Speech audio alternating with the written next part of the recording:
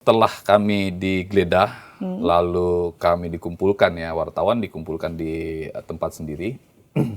Lalu kami ditodong dengan senjata, lalu diminta untuk tidak melakukan gerakan-gerakan yang agresif gitu. Mereka sampaikan kalau Anda akan dibawa ke Israel.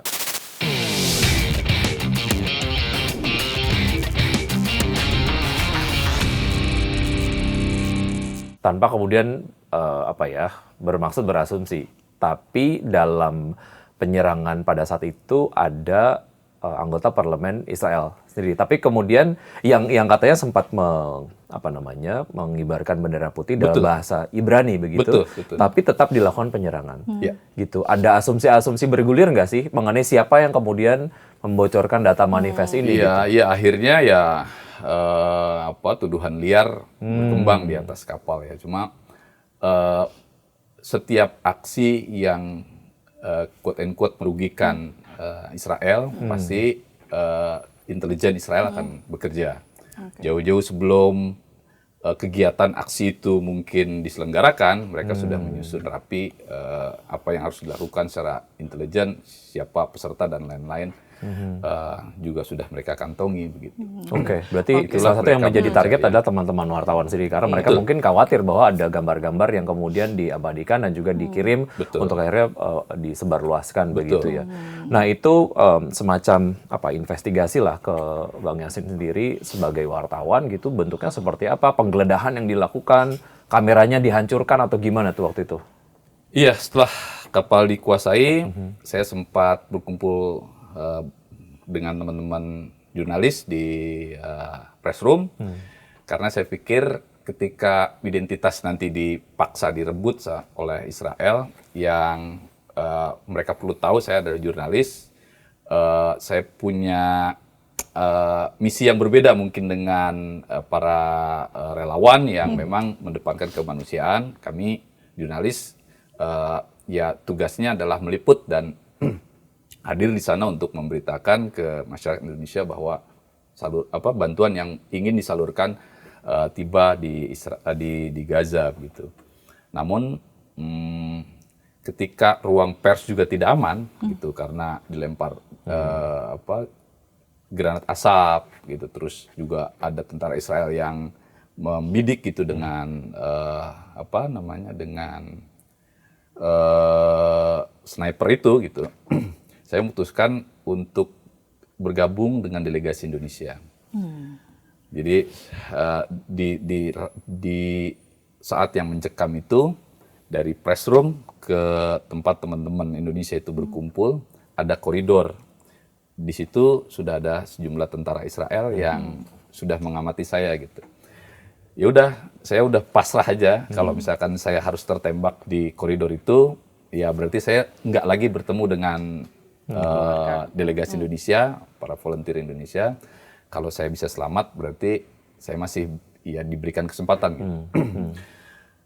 Tentara Israel itu rupanya hanya melihat gitu, saya lewat gitu, diliatin aja. Ya mungkin dia nanda ini ada jurnalis satu keluar dari press room gitu. Setelah saya sampai di barisan teman-teman di Indonesia di sebuah ruangan, yang pertama dipanggil ya saya gitu. Dipanggil, digeledah, itu dia menemukan flash disk di jaket saya. Isi flash disk itu ada gambar-gambar yang diambil berkaitan liputan? Itu flash disk berukuran kecil dan hanya cukup untuk foto-foto gitu dan teks naskah yang saya kumpulkan gitu. Dan memang itu liputan kegiatan yang dilakukan saat itu? Kegiatan bukan di atas kapal, jadi flash disk itu sudah penuh ya. Jadi cuma hanya beberapa giga sudah penuh gitu. Di kapal saya memang menyediakan alat lain gitu untuk menyimpan gambar. Oke, tapi Bang Yasin pada saat itu sempat ditahan juga nggak sih, Bang? Sempat ditahan juga. Iya. Apa yang mereka lakukan saat penahanan itu? Jadi setelah kami digeledah, lalu kami dikumpulkan ya, wartawan dikumpulkan di tempat sendiri, lalu kami ditodong dengan senjata, lalu diminta untuk tidak melakukan gerakan-gerakan yang agresif gitu. mereka sampaikan kalau Anda akan dibawa ke Israel, akan ada situasi yang mungkin membuat kalian tidak nyaman, gitu. Tapi ini harus diterima karena konsekuensi Anda datang ke wilayah Israel tanpa izin. Setelah itu jam 4 penyerangan, jam 4 hari berikutnya kami baru sampai di pelabuhan Ashdod di Israel, gitu. Satu persatu kami diturunkan dari kapal, digeledah, diperiksa lagi secara mendetail, gitu. Bahkan saya gitu diminta untuk dilucuti semua pakaian tanpa sehelai benang, gitu. Diperiksa secara mendetail, mereka nggak mau ada barang yang mereka tidak ingin masuk ke Israel, mereka temukan di tubuh kami. Lalu saya dihadapkan ke petugas imigrasi atau militer Israel. Nah, jadi seperti ini, jadi kami dibawa satu-satu tuh. Jadi jam 12 malam sebetulnya sudah sampai, cuma karena satu-satu dari 700 penumpang nih, saya Diperiksa satu. Di ini juga di borgol juga, layaknya penjahat. betul. Oh my god. Ada yang di belakang, di borgol, kalau membahayakan, kelihatan bandel, lebih besar atau punya potensi Melawan berbahaya, gitu ya. ya melawan di belakang. Kalau yang jinak gitu ya di depan. Bang Yasin pada saat itu di depan. Di depan. Oke. Setelah diminta oleh salah satu delegasi dari Inggris. Jadi sebelumnya saya dianggap bandel, menyembunyikan sesuatu. Saya di borgol di belakang, sangat ketat gitu, masih dengan life jacket, masih dengan jaket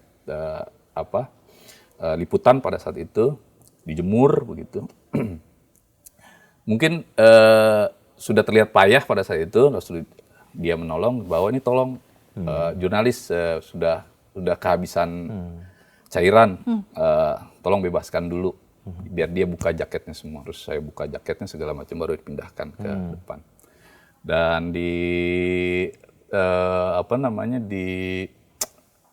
Ashdod inilah gitu kami diperiksa satu-satu dan disodorkan dokumen bahwa yang isinya menurut mereka kami bersalah masuk wilayah Israel.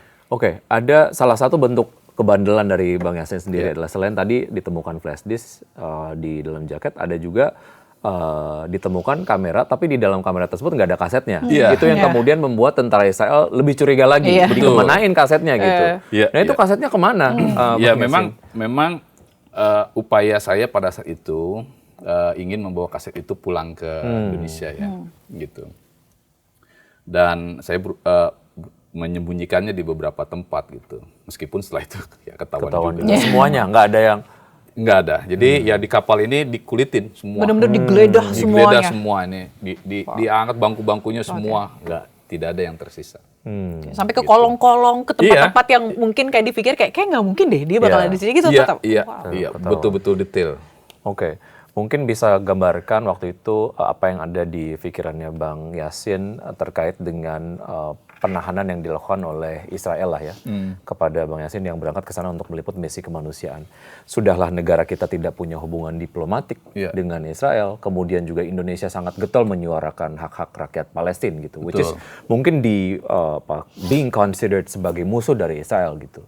Waktu itu gimana sih, apa yang ada di pikirannya Bang Yasin waktu itu? Iya, memang rasa khawatir ada ya. Jadi ketika dihadapkan dengan dokumen yang harus saya tanda tangani dan saya harus mengaku bersalah gitu atas upaya saya masuk negara Israel menurut pemerintah Israel begitu ya. Saya berpikir saya akan menjadi penghuni penjara Israel dalam waktu yang panjang gitu. Bahkan sempat disampaikan oleh petugas itu, dengan kesalahan seperti ini, kalian bisa dihukum sampai 4 tahun. Begitu. Dan, tapi ada rasa tidak percaya juga, maksudnya dokumen yang disodorkan ke kami itu dengan bahasa Ibrani, dan katanya ada translate bahasa Inggris, dan katanya ini dokumen yang serupa. Oke, tapi hanya ditranslate saja. Tapi ada kecurigaan bahwa itu tidak sesuai dengan bahasa Ibrani tersebut. Ini bisa menjebak. Terus setelah koordinasi dengan delegasi Indonesia lainnya, kami bersepakat untuk tidak menandatangani dan menyerahkan upaya-upaya pembebasan melalui pemerintah. Sedangkan pemerintah kita tidak punya hubungan diplomatik dengan Terus Israel. gimana pada saat itu, Bang? Komunikasinya seperti apa? Tetap kami di penjara, dikirim ke penjara Beersheba di Israel. Lalu kami tiba sekitar jam 7 pagi. Jam 9 atau jam 10 datang perwakilan dari Palang Merah Internasional yang menyampaikan bahwa sudah melakukan kontak komunikasi dengan pemerintah Indonesia. Pemerintah Indonesia menitipkan beberapa hal termasuk upaya-upaya untuk membebaskan para WNI yang saat itu di penjara. Berarti ditahannya cuma 2 jam ya? Lebih. Berapa dalam lama penahanan di sel itu 1 hari 2 malam dalam penahanan. Dalam penguasaan Israel 3 hari, tanggal 31, tanggal 1, tanggal 2, tanggal 3 pagi saya sudah berada di Jordan. Oke, berarti ditahannya tuh di sel di penjaranya. Ya, kalau kita lihat LP Cipinang, ya seperti itu di sel satu-satu saya, satu sel dengan 2 orang warga negara Malaysia. Waktu itu kondisi penjaranya gimana sih, Bang Yasin? Ya, jadi saya curiga penjara ini dibangun khusus untuk para penumpang di Mavi Marmara. Karena ketika kami tiba, itu bau debu di ruangan. Jadi kayak ruangan baru saja dirampungkan. Jadi kayaknya Jadi mereka udah didesain gitu iya, udah diatur saya mendengar, sedemikian rupa. saya juga mendengar seperti itu ya. Jadi ketika ada rencana dari NGO Turki mengadakan konvoi kemanusiaan ini dan mengajak 40 negara lain untuk bergabung dan di manifest sudah terlihat berapa jumlah orang yang akan ikut dan mereka juga menyiapkan penjara dengan kapasitas yang memadai untuk menahan semua. Artinya waktu itu rasanya penjaranya bukan bangunan permanen gitu ataupun bangunan permanen tapi rasanya baru dibangun gitu ya. Iya, bangunan permanen. Bangunan permanen, dinding besi, dinding beton begitu, bau cat, masih debu-debu bangunan masih. Bahkan air saja masih belum mengalir di semua sel.